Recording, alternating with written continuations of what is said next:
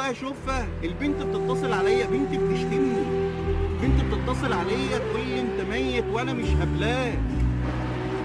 ايه ده طيب؟ ايه ده؟ صلى على النبي. لا حول ولا قوة الا بالله. والله العظيم يا حاجة، يعني انا مش عايز اشوف دموعك دي. طيب